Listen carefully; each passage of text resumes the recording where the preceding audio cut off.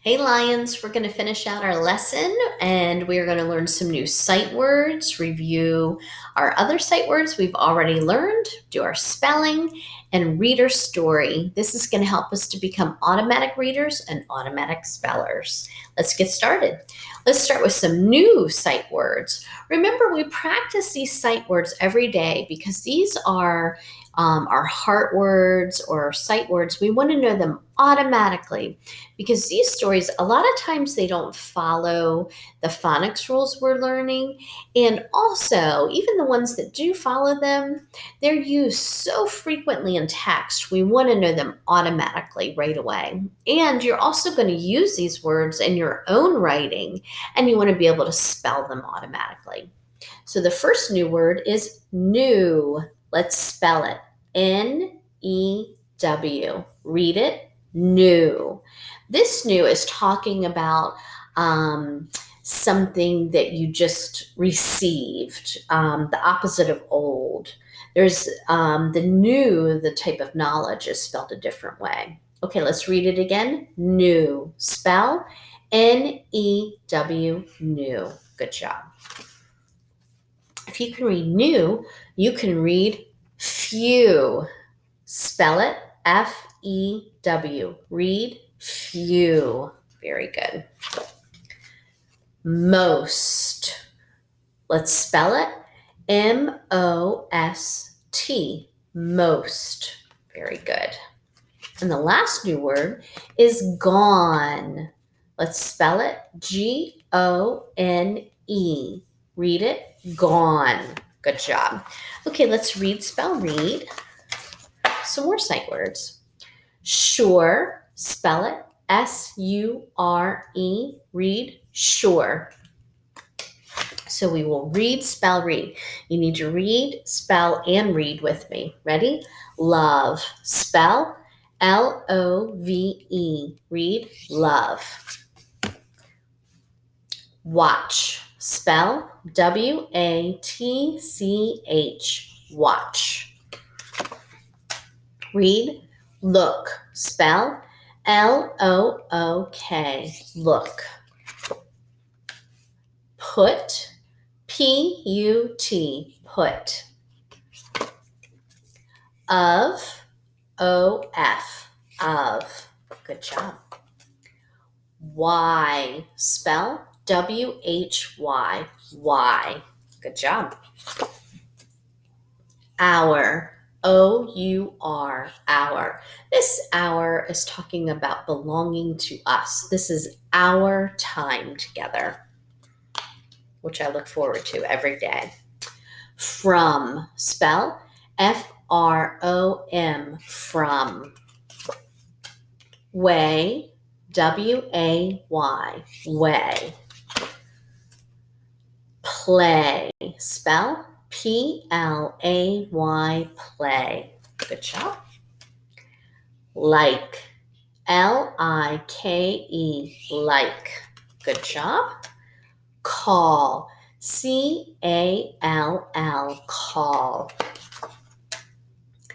Any. A-N-Y. Any. Ball. B-A-L-L. Ball. You. Y-O-U-U. Buy. B-Y. Buy. Last one. Were. W-E-R-E. Were. Good job. Okay, now it's time for spelling. So if you do not have paper and pencil, go ahead and grab it now. You can push pause on your device. The first word we're going to spell is paving. They were paving the driveway. Now, I hear the ing suffix, like the singing king. Before we spell a word with a suffix, let's first spell the base word, okay? So the base word for paving is pave. So let's spell pave. Ave. I hear a long A sound, so I know it must be a silent E. So, ave. Now, before I put that silent E, do you remember what we talked about in our lesson yesterday? Before we add that suffix, that ing suffix, we need to get rid of the silent E. So I'm not going to even put the silent E because I know I'm just going to get rid of it before I add the ing suffix. So now that I've spelled pave, I can spell pave-ing because I'll add the ing suffix. So it should look like this. Now, if we were spelling the base word, if we were just spelling pave, I need to pave my driveway, we would spell it like this. But we get rid of the silent E before we add the ing suffix. Okay? And just like, so that's why we know when we're reading a word with the ing suffix, if there's only one consonant, then we know it's a long vowel sound. Okay, the next word is patted. They patted the puppy on his head. So first spell the base word. What is the base word of patted? Pat. So spell pat, which would look like this. It is a closed syllable word because it's a short vowel sound. Now, remember our lesson from yesterday. Before we add the id, the past tense suffix, what do we need to do to the single only consonant? That's right, we double it. So you're going to put a second T, pat, and then we can add the id suffix. And then we've got the word patted. Okay? And I'm going to write it one more time because I tried to write it sideways and the letters are really stretched across the page. So let me try that again for you. Patted. Okay? See how the base word is pat, but before you add the ed suffix, you double the consonant. Okay. The next word is named. Named. What is the base word for named? You're right, it's name. So spell name. Name. I know that is a silent E syllable. And then we want to make it past tense. Named. So I know past tense is the ed suffix, but the E is already there. So we just had to add the D because really you're dropping the E before you add the ed. But, why drop it if you're just going to put it right back there? Okay. The next word is hired. Hired. So what is the base word for hired? So peel off the suffix and you have higher. Higher. So I'm going to spell long I, higher. Sounds like fire. So if I know how to spell fire, I can spell higher. And this is a silent E syllable. The E is helping the I to say its name. Now we want it to be hired, past tense. So we know that's the ed suffix. Well, the E is already there. So what do I need to add to the end? Just like named. So we add the ed, but the E is already there. So that's how you would spell hired. Good job. Okay, last word to spell. Hiding. Hiding. What's the base word of hiding? Hide. So go ahead and spell hide. And we know this is how we spell hide. What do we do though before we add the ing suffix? If it's a silent E syllable, do you remember what we do to the E? Yeah, we have to get rid of it, okay, before we add the ing suffix.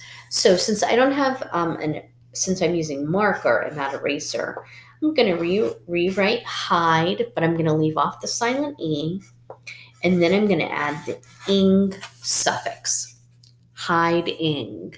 Remember when we were reading words with the ing suffix yesterday, we realized that if there's one consonant, this is a long I sound. And the reason why is because we got rid of the silent E. Okay? So it's important for you to know that when you're decoding words with these suffixes and when you're spelling a word with a suffix. Okay, last thing for us to do is to read our story. Remember, our stories are controlled stories. They only have the sounds we've learned so far and the suffixes that we've learned so far, as well as the sight words. And we are continuing to read the story of Cat. Okay, remember, this is a good time for you to pause and try to read this on your own before we read together. That way you can read at your own pace. So I'm going to show you this and then I'll move it up for those of you that are going to pause and read on your own before reading together. This is really good practice of applying the strategies and the phonics that we have learned. Okay, let's get started with the story of Cat. Chapter 4, Still Sad. Remember in the previous chapters, the cat was sad because she wanted kittens. Okay. Rick told Jane that Cat was sad. Jane asked, hold on, I'm trying to get this so you guys can see it better. Sorry, guys. Why is Cat sad? Rick said she saw a mother cat playing with her kitten. The mother chased the kitten, and the kitten chased its mother. Then the mother licked her kitten. The kitten liked it a lot. I think Cat wants a kitten to take care of, but she is too old to have kittens. What can we do to help Cat? I gave her some cake when I came in. Cat ate the cake, but she is still sad. Jane said, I have a plan. Let's get her to fetch the plastic top off a milk jug. She likes that game. I hope we can find the plastic top. Cat hid it the last time we played the game of fetch. All right, Lions, great job with your readings and spelling. I'm really proud of you. You keep it up, and I'll see you right back here tomorrow for another lesson.